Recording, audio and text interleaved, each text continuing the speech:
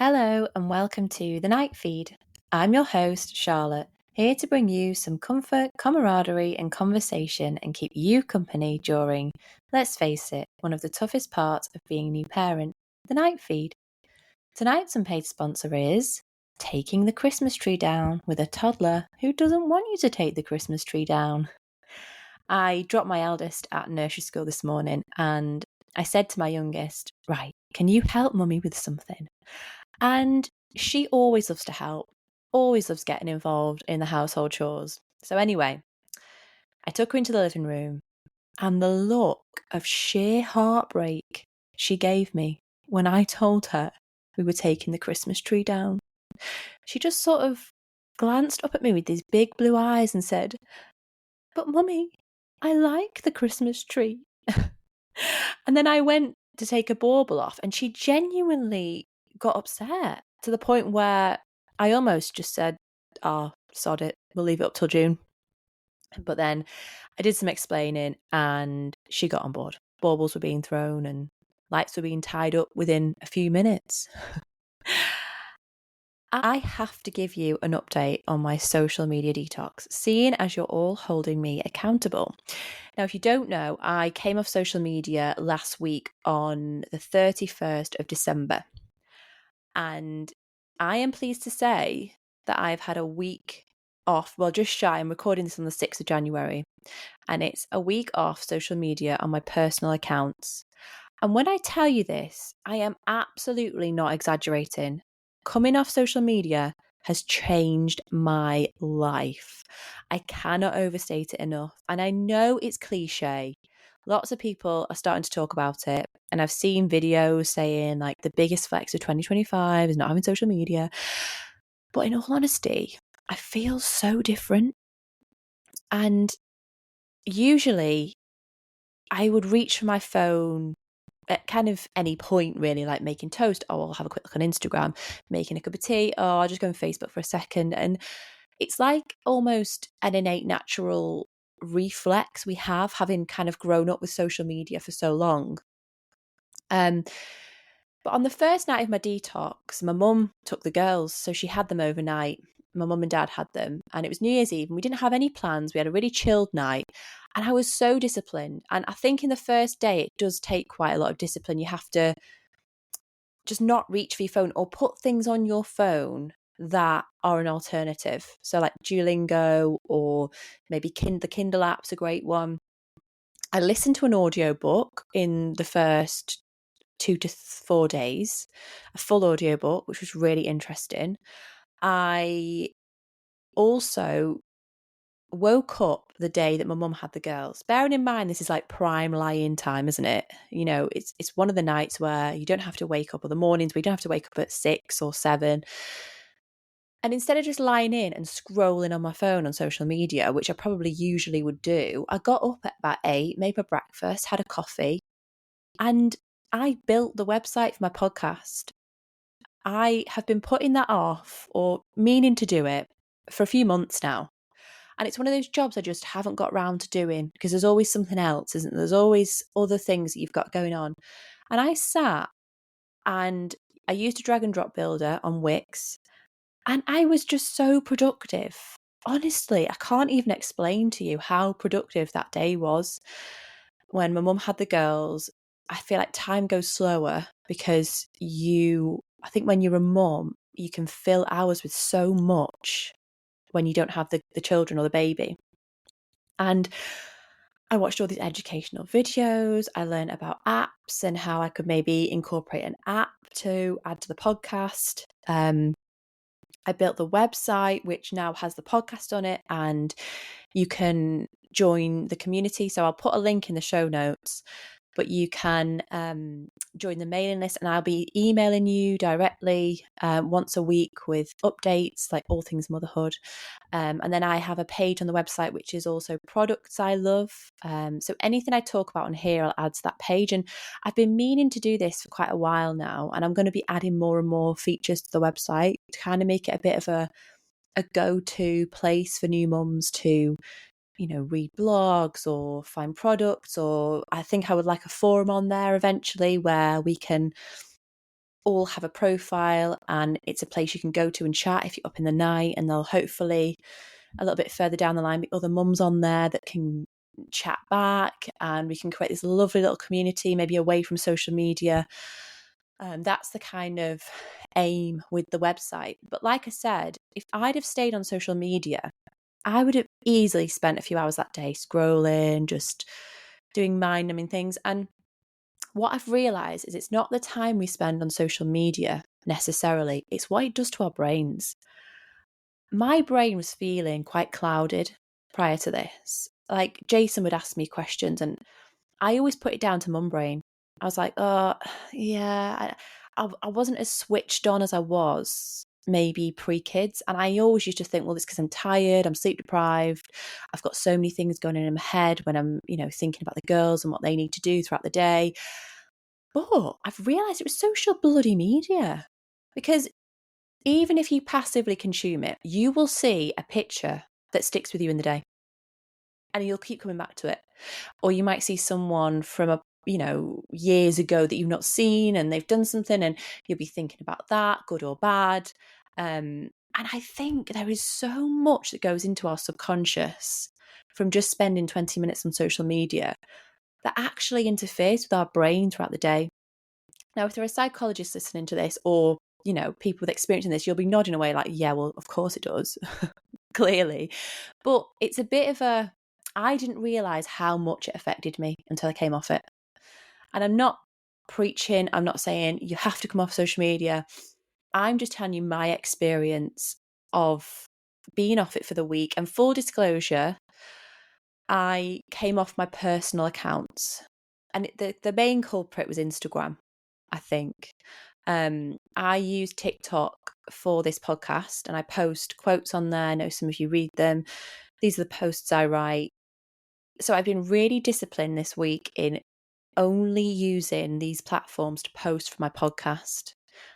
If it's research, I can do a little bit of research, but that's it. No scrolling, no hours spent on TikTok down rabbit holes. Instagram, I've not been on stories on my personal Instagram, which I could easily spend so much time doing. So I think if you set really clear boundaries around it, you don't necessarily have to come off it completely, but you'll be surprised if you use it and don't let it use you, the difference it will have on your brain and how you feel. So if anyone else is doing a detox or having a detox or wants to have a detox, please email me. I always try and email everybody back who emails. Let me know how you're finding it, if it's altered your brain chemistry like it's altered mine. And I think ultimately we're just more present for our babies and our kids. Like I said on last week, I do try not to be on it in front of the girls. But I do find myself slipping. I definitely find myself slipping now and then when they're happily playing. I'll just go on social media for a minute and they'll notice. And I just don't want that personally. So if it's something you're interested in, like I said, email me, thenightforyoupodcast@gmail.com, and we can spur each other on and see how it helps you.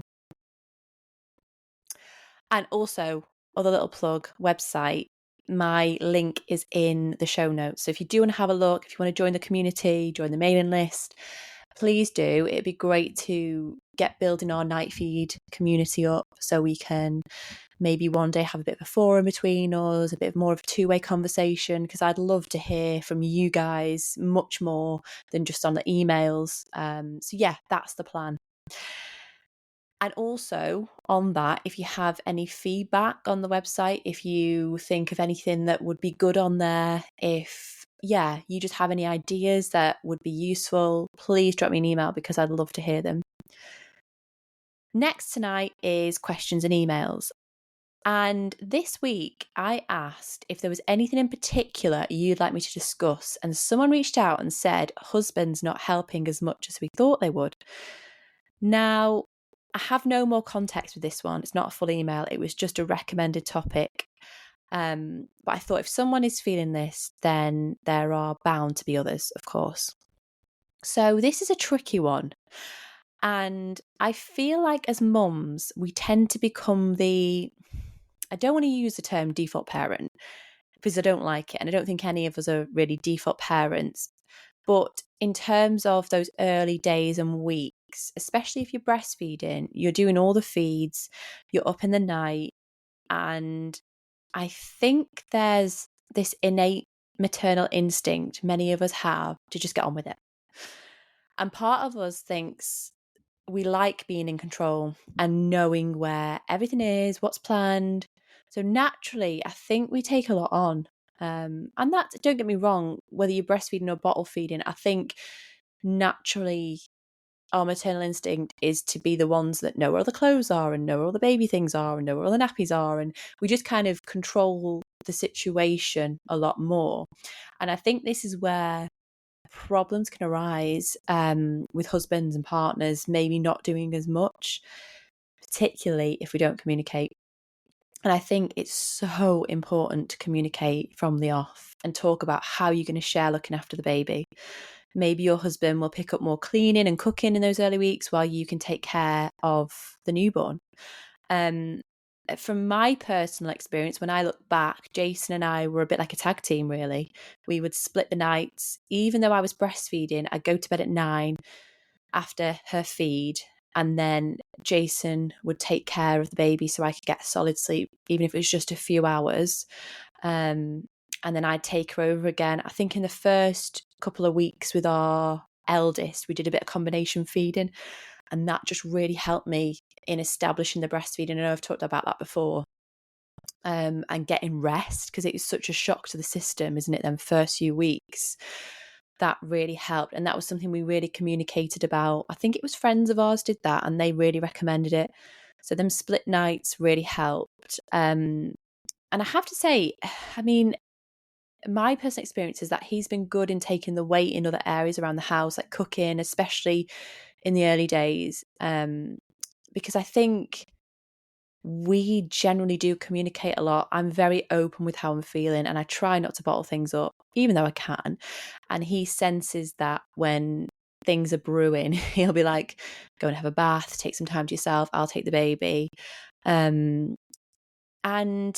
another key factor in this whole, husband's not doing enough, if you feel like you're in that boat, I think a good way of showing how much you actually do is to take yourself away consciously for an hour or two and let them take care of the baby and be more hands-on on their own, so that they can get a feel for how difficult it can be and understand that we're not just sipping a brew with our feet up next to the baby, that it actually is demanding and it's important for them to experience that. So when you need a break, they're like, yeah, I get it. You need to have a break. So I think ultimately, if you feel like your partner isn't pulling their weight and doing enough, it all comes down to having a really fair chat, not an argument. Because remember, if you're in those early weeks, you are going to be so sleep deprived, which makes tempers flare naturally. So I think just having a really fair chat and both opening the floor to both of you. So doing it in a very diplomatic way, like how are you finding things at the moment? And then being honest that, look, I'm struggling a little bit with keeping the kitchen clean while I'm looking after the baby. Any chance you could focus on that and that be your job, for the first couple of months, because I'm feeding or I'm just trying to catch up on a bit of sleep. And I think really communicating, and something you really need to remember as well is men tend to bottle a lot up, and there's every chance that they could be struggling as well, but they show it in a different way. And I think it's important to encourage them to get anything off their chest as well. Even if you think, oh, I'm sorry if this is the case, but if they're just being really, really lazy and not helping at all, then you need to make sure you have that conversation. And without causing an argument, just say, look, I'm struggling here. Like, this is full on.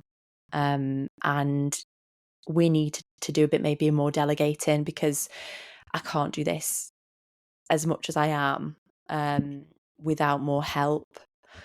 So yeah, that's my advice. Communicate, be diplomatic, and yeah, I hope that helps. And I hope that this is something, if you are going through, that you can easily resolve. I found this next post in a forum and I thought it might be of interest to anyone going through this. So the title is Every Time I Put My Head on a Pillow, My 4-month-old Pings Himself Awake. And it says, I wish I was making a joke when I say literally every time my head touches a pillow and I start to sleep, my child is all of a sudden squirmy and waking himself up.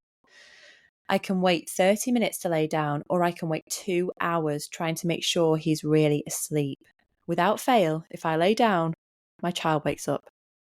I've tried with him next to me. I've tried sleeping on the floor so he can't hear or see me hit the pillow. I am very exhausted as I am home alone for a month while his dad works. I have pneumonia. Oh gosh, I have a dog that needs food when the baby doesn't, and I cannot sleep unless someone takes my child. Because in all seriousness, genuinely, he wakes up every time I lay down. I can't be the only one who's gone through this. Please help. Oh my goodness, that is just, brutal, with pneumonia as well. Wow. So here are some of the responses. This person said, my baby went through this and honestly sometimes still does at 9 months old. Things I tried were a white noise machine, switching the bedding type, so a less kind of noisy bedding, standing by the crib for a couple of minutes after I put him down, allowing him to fall into a deeper sleep before I make noise. I do think it can be a bit of a sixth sense. Tonight, my baby was asleep for 3 hours in his crib, and the second I was ready to shut my eyes, he woke. Next person says, it might help to try a few different things like using white noise or swaddling or even experimenting with a different sleep routine. But I know it's hard to make it work when you're already so exhausted. Have you considered reaching out to a sleep consultant or a pediatrician for advice tailored to your baby's needs? Sometimes small changes can make a big difference, even if it's just your peace of mind. Please remember to be kind to yourself. You're doing an amazing job, even when it feels impossible. This other person has said, I personally found bathing baby before bedtime really helpful for a quick and long duration sleep. You can try that. If not, a complete bath, try a quick bath with a wet cloth. If you're using a nappy for the baby, changing it before putting the baby to sleep really helps, even if it's not wet. This person says, I know it's going to cost a bit extra, but you can sleep a little extra. So that's just something that worked for them. And then finally, this one says, I remember this with my twins. I could never get them to sleep at the same time. And I was up 6+ times a night, feeding them both 3 times each. Oh my gosh. So I was so tired. Once I managed to get them asleep at the same time, it was amazing. I didn't waste any time. I lay myself down, and as soon as my head hit the pillow, they both started screaming in hysterics in unison. I couldn't believe it. They were also in different rooms, so it's not like they woke each other up. I sobbed. I was so tired. It gets better though. They're on a routine now and sleep at the same time. It just took like 8 months, but we got there. Oh my Lord, twins waking alternate. Any mums of twins, triplets, quadruplets, I genuinely salute you because it is, like the other posters have said, hard enough with one. When they wake, I remember it. And I think there is a bit of a sixth sense thing with you get them down, you wait 10 minutes to make sure they're in a solid sleep, and you move to the bed, and it's like they hear the pillow. I have been through it myself, and I don't know if it's maybe in our minds more as well, that we're so sleep deprived that, it's not in our minds because they do wake up when our heads hit the pillows. So it sounds a lot more common than we think. So if this is something that you are going through, I've been there, these people have been there, it does get better. It can even sometimes happen now, to be honest. When we come up to bed, they'll be asleep fine in their cots from say 7 till 10 or 11 when we go to bed. And then the minute I lay into the bed, even when I'm super, super, super quiet, my youngest will wake. And I'll say to Jason, I didn't even make any noise. But it's like they know, it's like they can smell you or they can sense that you're around, isn't it? So don't beat yourself up if that's happening. It's not just you, it's not just your baby. We all go through it. And yes, it does not help with the sleep deprivation, but it honestly does get easier. Now, this email came in from a listener, and the title is Maybe Having Two Under Two Help. It says, Hi, Charlotte. Can you please put my mind at ease? I know your little ones are close in age, and I think I'm pregnant, and my little boy is just 10 months. I feel like we're just out of the woods and into some semblance of routine, but I'm 2 weeks late, and I'm never late. My initial feeling is fear. I struggle with lack of sleep first time round so much, and now I'm freaking out. What's it like, honestly? Should I be worried? Is there anything you'd recommend to get through the first few months with two?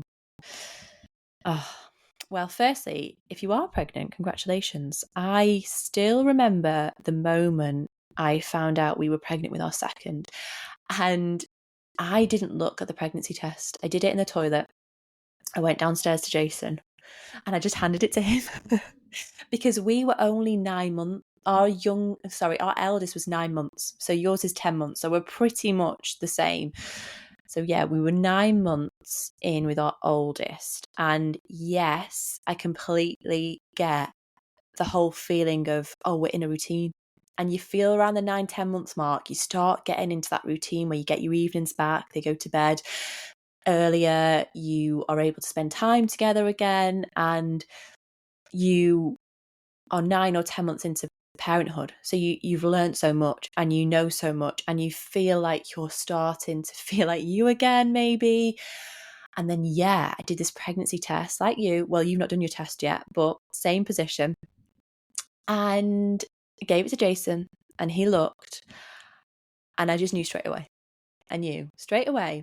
And in that moment, I felt a whole wave of different emotions because I've always wanted more. I've always wanted multiple children. So in the first feeling, I felt really blessed. I was like, oh my God, I'm so happy I'm going to have another one. And then I felt like a bit of fear, like you, like, oh my gosh, we've got a 9-month-old. And then Jason just turned to me and said, it's the biggest gift we can give to our oldest. It's the biggest gift we can give her, a sibling. And I was like, oh my God, you are so right. You are so, so right. And it makes me well up thinking about that moment, because in that moment I was like, oh my God, yeah. And do you know what? I'm not sugarcoating it and I'm not exaggerating, but it is the best gift you can give your baby if you can. And if you want more, and if it's what you want, they get on like a house on fire now. And they have each other, and they get into that age at 2 and 3 where they play together. At Christmas, Jason and I were like enjoying a cuppa together in the kitchen while they played with a new Doctor's set. It was amazing. And they were really playing for, good solid stints, not hours, but enough that we could have a little bit of respite together because they'd entertain each other. And they've got each other's backs. They have brought each other out in the most incredible ways. And I just think it is absolutely wonderful. And don't be scared about the first few months. I think there's a lot of fear mongering around 2 under 2. Like, oh, how are you going to do it with a newborn and a baby? Or with a newborn and a toddler, should I say. But I actually remember finding the newborn stage with my second easier than with my first. I think first time round, it is a real shock to the system, isn't it? Up every hour and no sleep, completely just taken aback by how difficult it is at times. With my second, you have this confidence as a parent, and I credit that confidence to my second, because I think she came along and it was like, come on, we've done this. We know what we're doing. We slotted straight into that tag teaming at night system. And I remember my postpartum with my second being really, really pleasant. It did help that it was in July, August. So it was a lovely, warm kind of time of year. And my eldest was brilliant. She helped with nappies. She would get involved. And I think the good thing about having them this close is that they don't really understand jealousy, or they just kind of adapt. It's amazing how they adapt. It really is. I never felt that our eldest ever felt left out. She's just always been really involved. And like I said, the second time round postpartum, I found easier. I really did. And I know you're going to be thinking, what? But I wouldn't build it up too much in your head. And the more relaxed you are, the more relaxed the babies are. Tips in terms of things that helped me. We do have a playroom, and that really helped me. We were going to make a guest bedroom, but instead we made it into a playroom, and it's the best decision we've ever made, because how often do you have guests come and stay at your house? Not that often. So we've got a sofa bed instead of a bed, and we made that spare room into a playroom where I could go and sit with the baby and feed the baby whilst my toddler played. And it was safe. It was, had all the toys in it. So if you can get a kind of room like that, it doesn't have to be a playroom, it could be your toddler's bedroom. Completely childproof it. Get yourself a nice chair so that you can do the feeding, and just create this space that is a happy space to be in for you and the kids, that's got the things that you need in terms of changing the baby and the things that your toddler needs to play. And that was just the place we would spend our days, and it was wonderful. And I like I said, I have such fond memories of those early days with both of them. Don't get me wrong, luckily postpartum with my two was hard in ways, but I don't look back and think, oh my God, it was terrible. I loved it both in different ways, I think. But please don't be scared. Like Jason said to me when I found out we were pregnant, it's the greatest gift you can give the other child, is to have a sibling. And you see that more and more as they grow. Like this Christmas has just been magical watching them play. And they're in it together, and they're talking about Father Christmas coming together, and they're putting the stockings near their beds together. And it's just the biggest blessing. So that is my take on 2 under 2. There are obviously hard times. I'd say that probably the hardest time with it was bedtime, when I had to do it on my own a few nights on the run. I've talked about this before when we've done sleep training episodes, and I have touched on this. If you are an OG listener, you'll know. But yeah, I think bedtime on your own with 2 can be a little difficult if your eldest is used to you rocking them to sleep or putting them to sleep. But after a couple of nights, like I said, they adapt. They get it. I've got a newborn in the other room, and I think my eldest, being that young, 18 months, she just kind of had to adapt. She was in a cot, she was in a safe place. And that was the biggest challenge, in all honesty, that I found having 2 under 2. But it was actually another blessing, because it helped establish a really good bedtime routine, because we had to. And you put into so many situations where you just have to get on with it. Like going shopping, for example, taking 2, one in, both in the trolley. You should have to get on with it. And I think it helps you grow as a mum in a way as well. So yeah, please don't be full of fear and anxiety. I think for me, it was a blessing. I know not everyone's going to have the same take on it, but I wish you all the best, and email me and let me know how you get on, and I'll be here to give you any advice. Next tonight is What's Trending. Yes, I've changed the title. Now I'm off social media. But I saw a post which was about nothing moments. And this is about the times when you just sit with your baby and drink each other in, and how important those moments are. I think we're all kind of told that we need to get to baby classes, and we need to do developmental things, and we need to do tummy time, and we need to read books that are black and white. And it's like, there's so much you can do with your baby nowadays. Taking them out to the park, taking them out on coffee dates. And it's good to get out, don't get me wrong. But those moments, either in bed or on the sofa, where you're literally just on each other and holding each other, and looking into each other's eyes with nothing else going on are some of the most precious parenting moments, and they can be downplayed a bit because it can also almost seem like, oh, I shouldn't be in bed this long, and oh, I need to get up and do something off this couch. But it's these moments are magic, and the dopamine hit you get from sitting with your baby and snuggling and just being in that moment is just wonderful, I think. So yeah, having more nothing moments. Tonight's self-care suggestion is to do your nails. I got one of those gel nail kits off Amazon because I do like a nice manicure, and I think when you paint your nails with normal nail polish as a mum, it chips within a day after bath time, dishes, all kinds. I just don't think it's practical. So I thought I'll get one of these gel polish nail sets because I did used to like going for manicures now and then, but it's something that's hard to keep up regularly, I think, fitting it in and that kind of thing for me anyway. I think this kit was about £40 and it came with a few colours.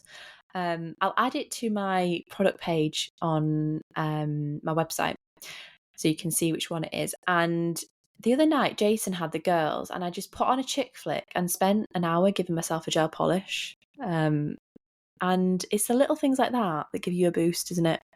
Just having nice nails is, yeah, a bit of pampering, bit of self-care. So I will, like I said, I'll link it on my website so you can see which one it is. Finally, to finish on a quote I wrote.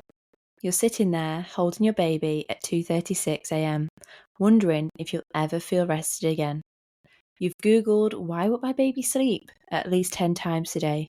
You've questioned yourself, am I doing this right?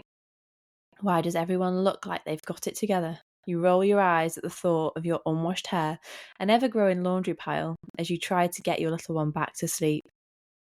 If you're reading this while rocking your baby back to sleep, scrolling because your brain won't shut off, or just trying to feel less alone in the chaos, let me tell you something. You're incredible. You're the whole world to that little one, even when you don't feel enough for yourself. Let's remind each other, we've got this.